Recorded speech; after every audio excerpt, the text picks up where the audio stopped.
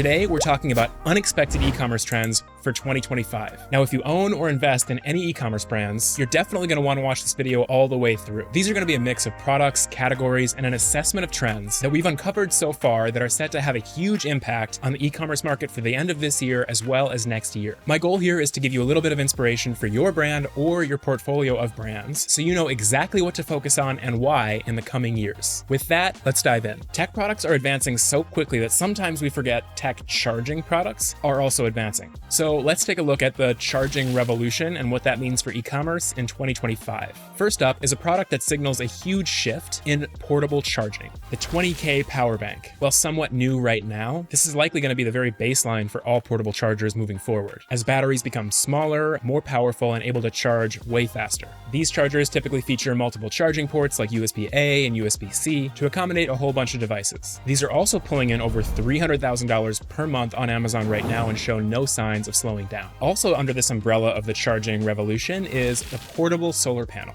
At a higher level, the portable solar panel market is experiencing huge growth and growing over 17% annually, which is pretty significant. This surge is happening for a number of reasons like environmental awareness, the rising popularity of outdoor activities, and government initiatives that really promote renewable energy sources. So as the market expands, manufacturers are focusing on enhancing panel efficiency, durability, and affordability to meet this evolving demand and capitalize on this growing opportunity in sustainable energy. Speaking of opportunity, these are already pulling in almost $170,000 per month on Amazon right now. On its own, sure, this product might just seem like a cool product, but put together with the others, we're starting to see a larger picture form here. And it's this idea that anybody who's walking around, driving around, hiking, might not have access to more electrical power is completely disappearing. Speaking of people not leaving home without a charging solution, let's talk about the magnetic power bank. These are equipped with MagSafe tech, so they snap right to the back of your phone. Typically for most smartphones, they offer 2 full recharges. With these getting more slim and powerful every single year, it's almost a completely foreign idea that you'd leave the house with anything less than 2 charges. Not to mention, these are already bringing in around $300,000 per month on Amazon alone. Also in this category is a charging product raking in over $250K every single month. I don't know who remembers this, but back in 2016, Apple changed the sound that your laptop makes when you plug it into the wall, and they changed it to the same sound that you hear when you plug your phone into the wall. This might have seemed like a small detail to people, but it was really forecasting this larger trend, which is that all these consumer electronics from laptops, phones, tablets are getting so powerful that they can be charged and recharged the same way. With that, let's talk about the laptop power bank. Laptop power banks typically range from 20,000 milliampere to 27,000, providing enough power to recharge your laptop fully at least once. My hunch is that these aren't super light and portable just yet, but I'm almost certain that as the tech progresses, these are going to get more slim, more light, more portable, and more essential for pretty much everybody. And as that happens, they could have a similar growth trajectory that portable chargers for your phone had, which are now making millions and millions of dollars. Also in this charging category is a super significant charging product that's set to make huge waves in the coming years. It's EV portable chargers. These compact devices typically feature level 1 or level 2 charging, with power outputs ranging from 3.6 kilowatts to 22 kilowatts. Some more advanced models have features like Wi-Fi connectivity and smartphone app control. Surprisingly, they're lighter than you might expect, and they have a pretty compact and durable design. They're super well suited for travel, for emergency cases, for backup when you're not at a charging station, which could be one reason why they're pulling in over $50,000 a month right now. So anybody who's worried about running out of juice with your electric car, this product is paving the way for the EV market to grow even further. Next up, the fragrance industry is witnessing a crazy trend with 782% growth in the past 5 years alone. Let's say that you want to smell like designer perfume, but you don't have hundreds of dollars to spend on one bottle. Let's talk about clone perfumes. These are affordable alternatives to luxury perfumes that are taking over Gen Z. As reported by NPR, perfume sales have been soaring since the start of the pandemic, with younger consumers now driving this trend.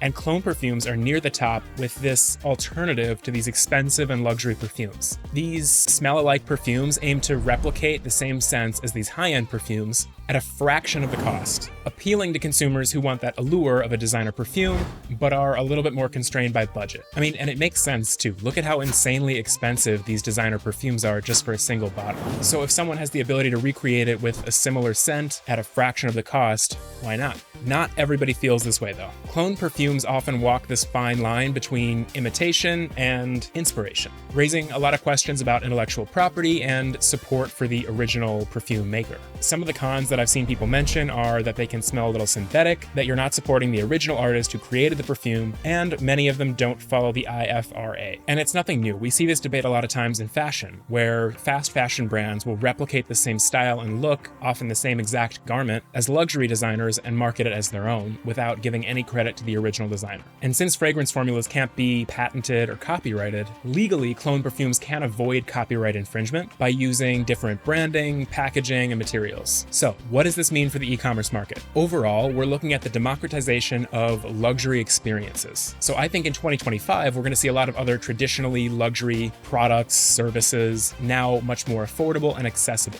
And overall, this trend of clone perfumes really exemplifies what's happening with the e-commerce market as a whole, which is a demand for accessible luxury, personalized shopping, and social media-driven product discovery. All right, let's look at another e-commerce trend category. If you own or invest in a supplements brand, this is probably a trend that you've noticed at some point recently, and if not, definitely take note. It is the gummification of pretty much all supplements. Crazy enough, this started a long time ago. In the 18th century, apothecaries would start prescribing sugared herbal remedies in the form of candies as a convenient format to treat disorders like digestion problems. Personally, growing up, Flintstones gummies were always the standard and the ones that I saw most frequently, but I definitely didn't see adults taking them. Today, adults are the biggest demographic for gummy supplements. According to the president and CEO of Mount Franklin Foods, the children's market is only 20% of the gummy supplement market today, meaning that 80% of that market is now adults. So let's take a look at a few trending gummy supplements and what they have in common. Now, there are way too many of these in our database to go through all in one video, so I selected a few that we can talk about. First up, creatine gummies. This is a supplement with your daily dose of creatine, so it's easy and tasty to take on the go. Height gummies. While the name might sound misleading, these are supplements designed to help bone growth and overall development in children.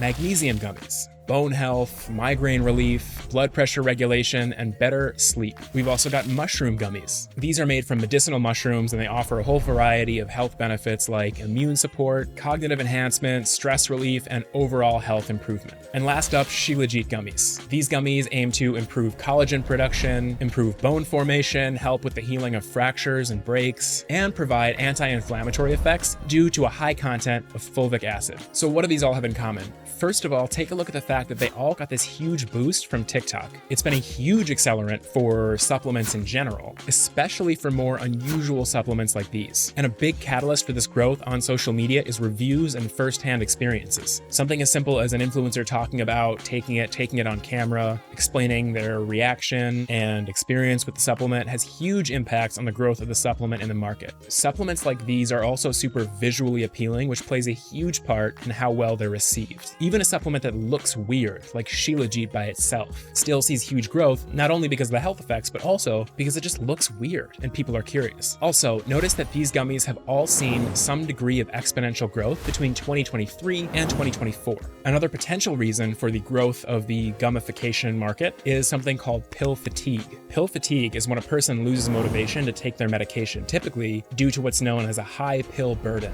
It's a phenomenon that occurs when a person becomes overwhelmed with a number of medications they have to take. Now that there's a supplement out there for like every single desired outcome, from improved focus to clearer skin, people might find themselves taking handfuls of pills per day. All is to say that if you own or invest in a supplement brand, definitely take a look at these gummy supplements and think about other ways that you can reduce pill fatigue for your customers. AKA, how can you fit something into somebody's daily routine without it seeming like some sort of new habit they have to adopt? Next category. Let's take a look at a few products that can help you stay ahead of the curve when it comes to coffee alternatives. A lot of people have been moving away from coffee in recent years for some health reasons, some personal lifestyle reasons. From what we can tell, this mainly is from the negative side effects they get from caffeine consumption, like anxiety, jitters, digestive issues, and sleep disturbances. Personally, I can't drink coffee after 2 or I sleep terribly. So people are looking to find other ways to add small amounts of caffeine to their routine. Caffeine gummies are a great example. They're a convenient and quick source of caffeine, typically containing between 40 milligrams and 200 milligrams per serving. Their main benefit benefits are convenience and controlled dosage. And if you pour a cup of coffee, the amount of caffeine that you're getting might depend on the size of the cup, the way the coffee was prepared, where the bean came from, a whole bunch of factors. But with a gummy, you know exactly how much you're getting every time. These gummies are typically targeted at people who are on the go, who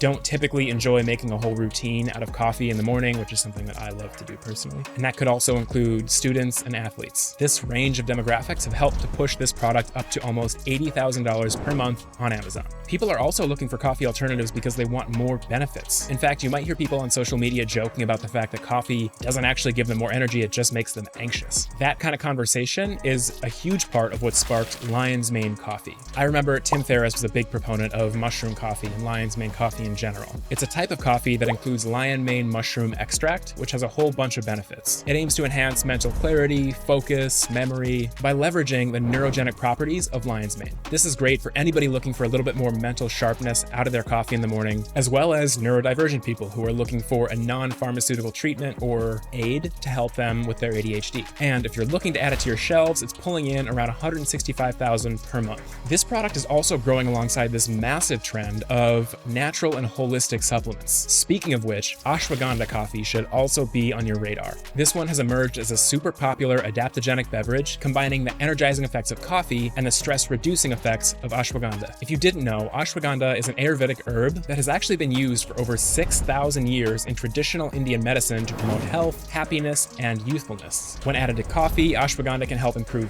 energy, focus, and mental clarity, while also helping the nervous system by reducing stress levels. So, these alternatives are indicative of kind of a new era. Just as we've seen this massive, profitable trend of combination skincare that gives you more than one benefit from one product, we're seeing the same exact thing in these alternatives that offer things like mental clarity, stress relief, anti-inflammatory response, as well as energy. And it begs the question, why drink coffee when you could get all these other benefits from a different drink? Unless you're like me and you're addicted to coffee. So if you're interested in more trending coffee alternatives and you'd like to see more in future videos, drop me a comment below. Next up, if you're selling homeware products, here's an e-commerce trend you're definitely going to want to know in 2025. And these are renter-friendly products. These might include products like renter-friendly wallpaper, renter-friendly shelves, no-drill curtain rods that offer people cool ways to personalize their apartments without risking their security deposit. And as I mentioned in a previous video, apartment dwellers, who again represent 1/3 of adults in the US, move frequently. In fact, about 3 in 5 renters are planning to move within the next 3 years. So let's take a look at a few of these products. First up, we have one that we actually talked about recently, which is renter-friendly wallpaper. This is a peel and stick wallpaper that's designed to be applied easily and come off easily so it does not damage your walls. And while the growth chart isn't super consistent, it does tell us at a high level that these are growing. Renter-friendly shelves are also one to keep an eye on. Their search volume tells us that these have a lot of room for growth. For renters that have an outdoor space and are looking for some more at-home luxury type products, we've got the inflatable tanning pool and the cold plunge tub. Both of these saw insane growth when they first took off on social media, as you can see. And while these have both had their ups and downs, they're solid trends that really indicate what the renter market is looking for. For rented apartments or people who live off-grid, we've also seen growth in cool products like the portable range hood. They've got things like exhaust fans, detachable filters, different settings to provide effective air filtration and odor removal. Think about all the people who are now living in vans, who are living off-grid, who are finding cool and new places to live. Renter and portable friendly products like these have a huge place in the market in 2025, so keep an eye out. That's it for today. I hope we were able to provide a little inspiration and a little knowledge on where we see the market going in the new year. Let me know below what you think and if you'd like to see any videos about specific trends or niches in the e-commerce market. Thanks so much, and we'll see you in the next video.